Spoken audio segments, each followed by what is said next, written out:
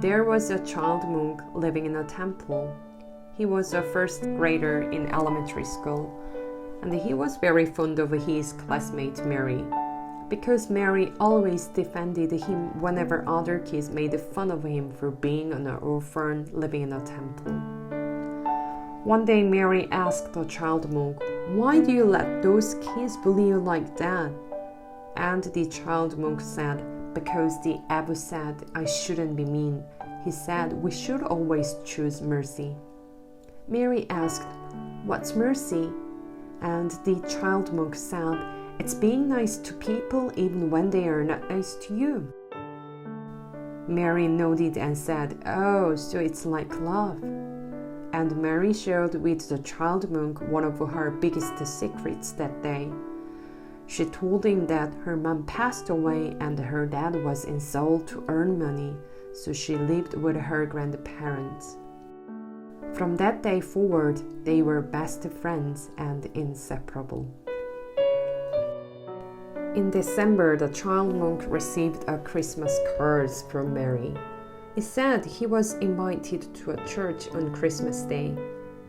The child monk didn't know much about Christmas, but he really wanted to go because Mary invited him.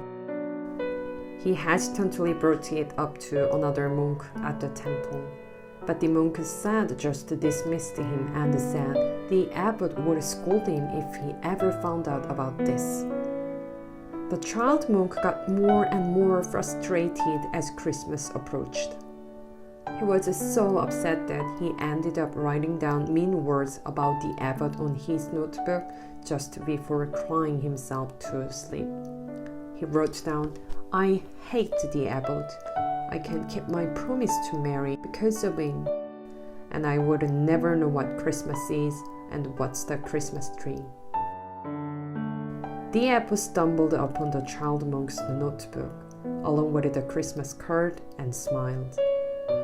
The next day, the abbot gave permission to the child monk that he could go to church on Christmas. On the day of Christmas, the child monk put on his best monk robe and a cool beanie and headed for the church. He was excited but also nervous. Even though he was with his best friend, he was usually shy and awkward when he was around new people, and he has never been to a church. But the second he met the pastor and the people in the church, his nervousness disappeared. The pastor announced there was a special guest and introduced the child monk to the congregations. He said he was grateful that the child monk came to the church to celebrate the birth of Jesus together. Everyone agreed and welcomed the child monk with open arms. The child monk had a great time with his best friends at the church. The singing of the choir was pleasing to the ears, and the colorful lights on the Christmas tree were pleasing to eyes. Time flew, and before he knew it, it was well past time to go back to the temple. When the child monk made his farewell, the pastor shocked him, letting him know that the abbot was an old friend of him. The pastor gave him a small Christmas tree as a gift and wished him luck on his Buddhism study. The child monk made his way back to the temple with a small Christmas tree in his hands that night. He was once again nervous after noticing the light was still on in the temple. He thought he might get an earful for being late. However, what waited for the child monk at the temple wasn't a scolding. It was a giant Christmas tree radiating warm light in the middle of the temple's courtyard.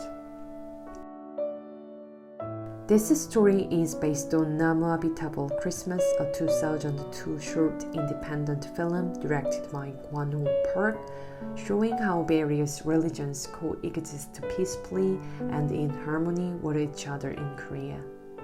Christmas tree often grace Buddhist temple in the Christmas season, and some churches decorate themselves on the Buddha's birthday with lotus flowers, which symbolize Buddha's attainment of spiritual enlightenment. Many of the clergy also choose to join the congregation of other religions in celebrating each other's holidays.